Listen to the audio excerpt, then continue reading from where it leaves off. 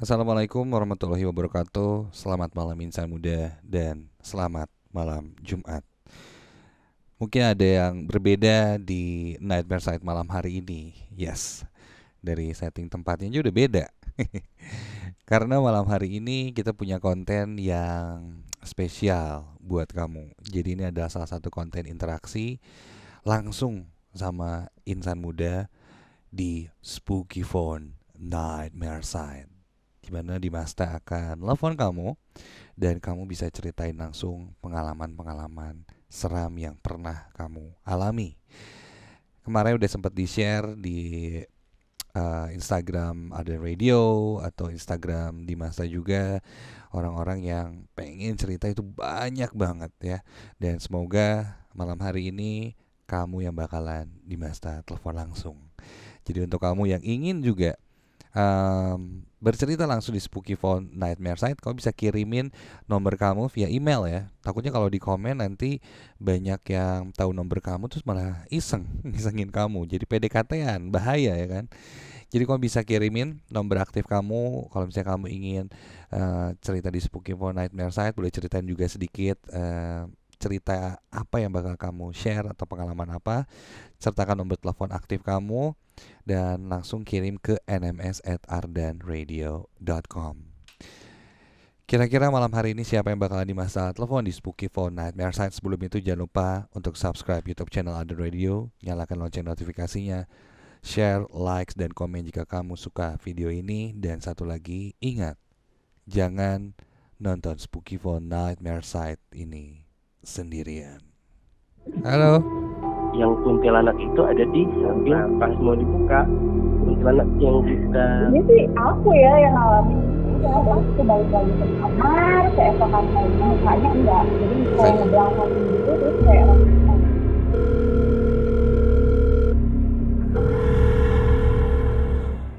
Oke, dan kita langsung sambungin aja sama telepon pertama di Spooky Phone Nightmare Side malam hari ini. Kira-kira ada siapa ya?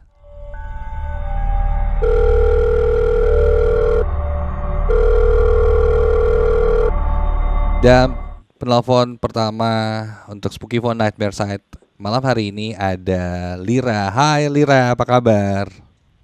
Alhamdulillah Bang, hai Oke. juga, alhamdulillah baik. Amin, semoga sehat selalu ya. Kamu di mana nih Lira? Sekarang ada di Jambi, cuman nama Wah. daerahnya Tebing Tinggi Bang. Tebing Tinggi Jambi, luar biasa. Tebing Tinggi Jambi. Seru nih, saya belum pernah ke Jambi. Kayaknya seru nih kalau kamu ceritain sedikit nih Jambi tuh kayak gimana sih? Kalau Jambi sekarang posisinya lockdown banget, jadi agak Oke. susah juga mau kemana-mana gitu. Cuman kalau dari keramaian kayaknya masih nggak jauh-jauh beda sama Bandung gitu Bang. Oh, kalau cuaca di sana Jambi tuh dingin, panas atau gimana?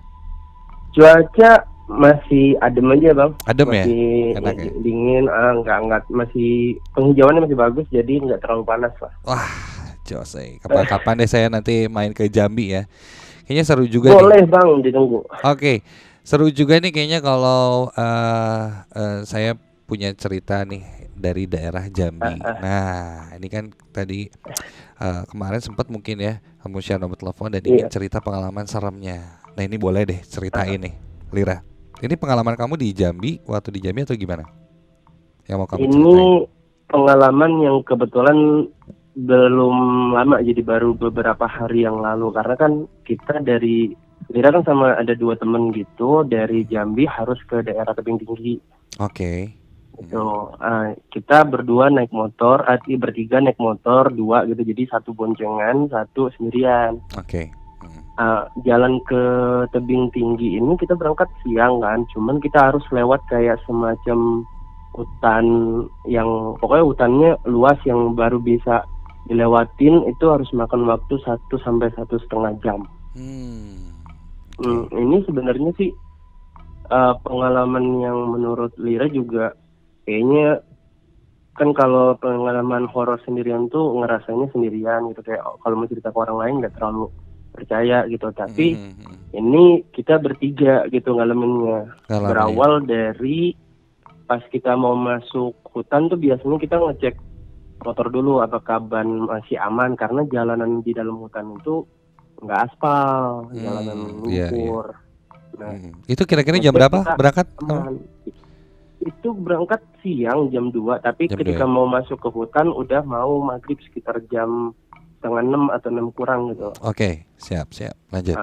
Kita sampai di bengkel, kebetulan selain ngecek motor ya gitu juga ada yang mau ke kamar mandi dulu, karena di tengah hutan itu nggak ada bengkel, nggak ada kamar mandi, nggak ada, pokoknya tempat berhenti nggak ada.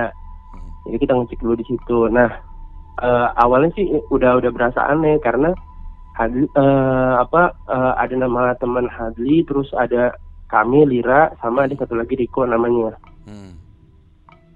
Si Riko ini dia ke kamar mandi pertama, keluar nggak ngapa-ngapa, tapi si Hadli ini masuk ke kamar mandi itu agak lama. Kan kita nungguin karena kan lumayan tuh agak jauh dari tambal ban ke kamar mandi tuh, sekitar dia harus lewat sawah kayak gitu, terus baru lewat pohon bambu baru ke kamar mandinya, jadi agak jauh jalan kaki. Nah, dia lama sampai azan selesai masih belum ke situ gitu. Okay. Taunya si Hadli ini ada di bengkel, cuman di dalam. Oh. Gitu. Jadi Hadli itu dari tadi ya masih di bengkel aja. Kita nggak tahu, kita berdua kan nunggu di motor. Si Hadli ngecek motornya. Jadi yang ngobrol sama kita terus terus pamit toilet, ke WC tuh nggak tahu siapa gitu. Oke, padahal dari tadi teman kamu tuh ada di bengkel justru ya? Ada di bengkel juga. Cuman kan kita posisinya nunggu di luar bengkel. Dia kan masuk ke dalam bengkel gitu. Wow. Oke. Dari awal mau perjalanan udah ngeri buat ya? Kami kayak, aduh ini kayaknya nggak usah kita lanjut deh, karena emang kita udah langsung kayak, itu tadi siapa jadi yang kesana? Nggak tahu gitu. Soalnya mana mau lewat hutan kan sebenarnya ada pantangannya Bang. Kalau mau lewat hutan gitu tuh kita nggak boleh lewat di atas waktu maghrib. Oh ya. Jadi tapi kalau kita lewat sana ya harus sebelum maghrib gitu. Cuman kalau kita nggak lewat situ, mau balik lagi ke Jambi itu lama, sementara nggak ada penginapan juga di situ. Jadi mau nggak mau jadi harus lewat maghrib, harus lewat situ ya, terobos. Oke, lanjut. Itu terobos. Awal udah ngeri nih, terus. Iya, sambil ngeri sambil parno, mana emang benar-benar nggak ada orang kan. Cuman kan mau masuk hutan ada portal. Ditanyain sama yang jaga portal, abang-abang ini pada mau kemana? Pada mau ke tebing Bang, karena kan mau lewat itu ada portal, ada yang jaga, harus izin harus pamit dulu, nggak bisa langsung lewat aja. Kita kan dicatat tuh orangnya, cuman emang kita nggak ngabsen, yang nyatet dari yang jaga. Oke. Udah kita dibiarin masuk, kita lewat tuh. Selama perjalanan itu kita sempat ngelihat yang namanya kuntilanak. Itu di pohon atau di jalan lagi berdiri? Itu Bang, kan abang kan tadi kan Lira ceritanya di 3 orang kan. Yang satu boncengan, yang Lira sama Hadli boncengan. Satu sendiri. Satu Riko enggak. Sendirian. Nah, kita nggak bilang emang sama Riko, cuman kita ngeliat dia di belakangnya ada kuntilanak. Nah, ngebonceng kuntilanak. Cuman kita nggak bilang karena kita bertiga kan orangnya parnoan. Iya. Jadi agak ngejauh gitu, agak ngejauh. Merinding nih. Kita nggak cerita sampai mau keluar hutan. Pas mau keluar hutan, ada lagi absen dari portal. Oke. Pas kita mau ngabsen dari portal, diomongin sama orang, satunya mana? Gitu. Satunya mana? Padahal kan kita kan di awal emang bertiga cuman, tapi absen dari portal yang mau masuk hutan itu diomongin ada 4 orang yang bakal lewat. Nah, pas sampai kita mau lewat, ya kita kan tahu cuma bertiga. Cuman ditanya sama orang portal yang mau keluar hutan, satunya mana? Gitu. Waduh. Pas kita saling lihat-lihat, yang kuntilanak itu ada di samping satpam. Satpamnya noleh, satpamnya pingsan. Oh, berarti 4 itu ada yang ngikut, satu lagi mungkin yang absen adalah sosok perempuan kali ya? Iya Bang. Dari portal depan. Itu yang ngeliat jadi 4 orang.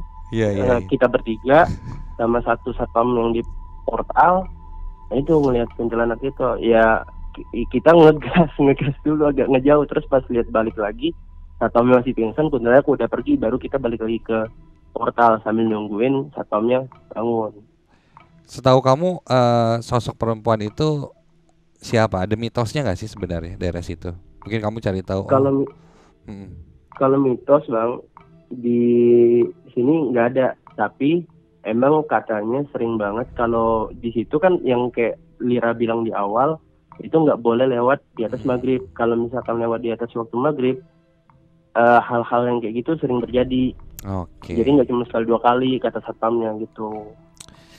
Berarti itu ya melanggar pantangan ya kalian sama akhirnya. Soalnya kan terjebak tampakan sama keadaan bang. Iya. Mau nggak mau harus melewati hutan itu dan akhirnya sosok itu. Tapi nggak ngikutin lagi sampai ke rumah. Kita kan tidurnya di tebing tinggi ini di kantor kecil gitu bang, kantor daerah. Tapi nggak ngikutin nih sosok perempuannya sampai gangguin ke tempat kalian, nggak kan? Itu bang. Jadi kan kalau di tebing tinggi di kantornya, itu kita nimba air sendiri. Nah, tempat air itu ditutup. Jadi kalau misalkan mau pakai air, kita harus nimba sendiri dari kamar mandi ke tempat sumur. Itu kepisah sama satu gedung. Oke. Jadi Riko yang boncengan sama itu perempuan tadi. Itu tadi pagi bangun sekitar jam 4-an. Ini pengakuan dari dia sih bang. Kalau kita berdua tuh Lira sama Handli tuh nggak ngerasa yang aneh gitu. Cuman ini lanjutan dari dia ceritanya tadi pagi. Dia bilang dia kan mau ngambil air itu ditutup sama kayak penutup gitu. Nah pas mau dibuka, kuntilanak yang kita lihat bertiga tadi itu muncul. Ngikutin Riko berarti ya? Ngikutin Riko, dan ini sampai sekarang kita juga masih kayak was-was gitu, kayak ini bakal ada nggak? Karena kan kita rencananya balik maghrib lagi bang. Oke, berarti ini posisi kamu masih di sana ya? Gimana bang? Posisi kamu masih di sana? Posisi masih di sana karena kan rencananya memang harusnya baliknya jam 3 sore ini. Cuman karena satu dan lain hal kita harus balik lebih ngaret, lebih lama. Jadi kemungkinan bakal lewat di hutan itu maghrib lagi. Ini yang bikin kita parno bertiga. Nah, dan ini kan malam Jumat ya. Malam Jumat gitu. Waduh, semoga nggak ada kejadian apa-apa dan aneh-aneh lagi ya Lira ya. Amin bang, mudah-mudahan sih. Siap. Jangan sampai. Thank you banget udah sharing cerita di Spooky Phone episode malam ini ya. Oke, Instagram kamu apa? Instagram @raunalira bang. @raunalira nih. Jadi sama dia mau kenalan ya, itu bisa di follow nih Instagramnya. Boleh. Siap, Lira, thank you. Terima kasih Lira. Salam buat teman-teman di Jambi sana. Dan salam buat salam juga untuk teman-teman ya Ardan Radio. Ya, salam buat hantu perempuan yang dibonceng Riko. Thank you. Iya bang. Nah, kalau tadi kita udah dengerin pengalamannya dari Lira di Jambi, dan untuk Spooky Phone Nightmare Site yang kedua ini kita udah terhubung barengan sama Yusfi. Halo Yusfi. Halo Kak. Yusfi di Ranca Ekek ya, bener? Iya bener Kak. Oke, Yusfi. Nih, gimana Yusfi, pengalaman apa yang mungkin pengen kamu share di Spooky Phone Nightmare Site ini Yusfi? Iya, tepatnya sebelum pandemi sih Kak. Sebelum pandemi ya justru, oke. Iya, 3 tahunan lebih yang lalu lah. Jadi waktu itu kan aku tuh ke rumah villa sih. Di villa. Di villanya tante aku di Bogor, di Cisarua. Itu kan bareng-bareng tuh sama teman-teman. Jadi kayak sepupu juga. Pas di jalan sih nggak ada yang aneh ya. Pokoknya aman gitu lah. Nah udah nyampe rumahnya tante aku yang sekitaran villa itu, istirahat dulu tuh sampai malam. Udah ngobrol-ngobrol semuanya, terus udah tengah malam di kamar masing-masing. Kamar masing-masing. Aku kan tidur sama sepupu kan. Terus pengen ke air, tapi dia nggak mau nemenin gitu. Itu bentuk-bentukan villanya villa-villa zaman Belanda gitu atau udah modern sih? Modern sih Kak. Modern, ada kolam renang gitu ya? Emang kayak apa ya? Emang agak ini sih. Apa ya namanya? Apa sih? Kuno tapi gimana sih modern tapi ada sentuhan ini ya kunonya juga sih. Oke, jadi modern tapi jadul gitulah ya. Jadul lah bisa dibilang gitu. Sekelilingnya apa hutan? Iya Kak. Sekelilingnya hutan-hutan gitu, pohon-pohon gede gitu ya. Iya kayak ada pohon apel segala macam sih. Pohon-pohonan gitu yang gede-gede gitu. Oke, wajar sih kalau kamu ke toilet takut minta diantar.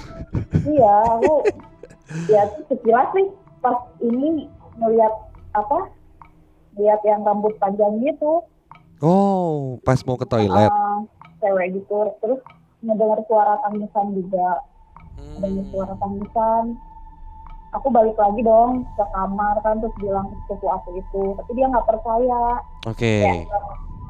Lu sih halusinasi gitu kan, bilangnya kayak gitu. Nah, ya ini sih aku ya yang ngalamin jelas dia nggak ada gitu kan. Jadi dia nggak percaya gitu. Ngarang cerita gitu kan segala macam. Pas ini aku nggak bisa tidur dari situ sampai detik itu jam berapa ya, sampai jam 9:30 lah nggak bisa tidur sama sekali dan mendengar suara itu terus. Untuk membuktiinnya aku ajak sepupu itu. Suara perempuan nangis. Sampai bangunin, pokoknya keluar dari rumah untuk melihat keliling gitu kan. Itu malam-malam pun aku ingin ngebuktiin aja gitu loh kalau aku nggak halusinasi. Pas ini sih pas di luar itu aku semakin kedengeran di suaranya itu. Suara nangisnya tuh jauh. Suara nangis.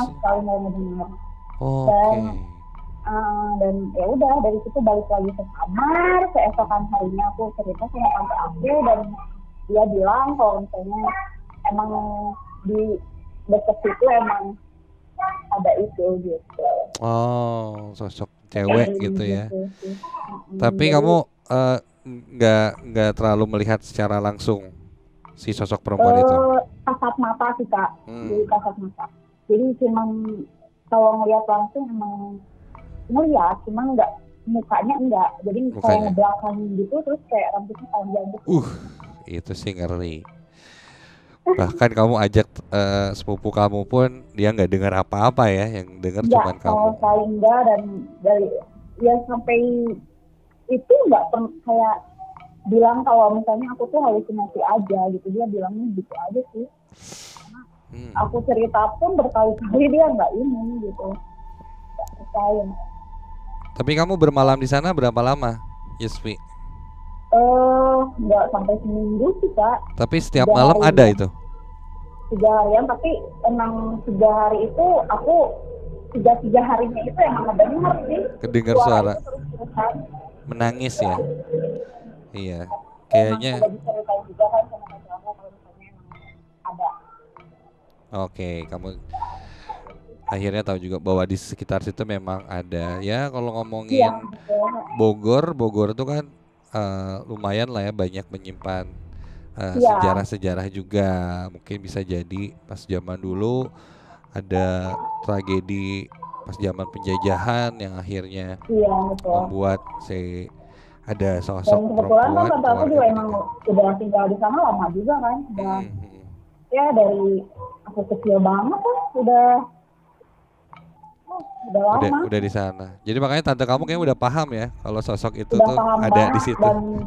Kenalan. Udah ngerti lah mungkin ya sekelilingnya kayak gimana pasti udah ngerti. Dan kenalan sama kamu ya gitu. Siap, Yusfi, terima kasih banyak ya. Iya, sama-sama Kak. udah share pengalamannya dari Iya, iya Kak. Ranca Ekek. Thank you Yusfi. Thank you Kak. Oke, itu tadi ada Yusfi dan juga tadi ada Lira yang udah berbagi pengalamannya. Nanti mungkin minggu depan bisa jadi pengalaman-pengalaman kamu yang bakal di masa telepon di Spooky Phone Nightmare Site. Jadi pastiin buat kamu yang ingin share pengalamannya, ingin cerita langsung di Spooky Phone Nightmare Site ya di YouTube channelnya Ardan Radio, boleh kamu emailin nomor kamu di emailnya ardan@ardanradio.com. Kamu tinggal tulis aja subjeknya Spooky Phone Nightmare Site. Terus nanti kamu kirim boleh sinopsis cerita kamu sedikit dan nomor aktif kamu. Nanti Dimasa dan tim Nightmare Site yang bakal telepon kamu. Terima kasih banyak. Kalau kamu suka video ini, share, likes, dan komen. Jangan lupa. Dan satu lagi, ingat, jangan nonton Spooky Phone Nightmare Site ini sendirian. Assalamualaikum warahmatullahi wabarakatuh.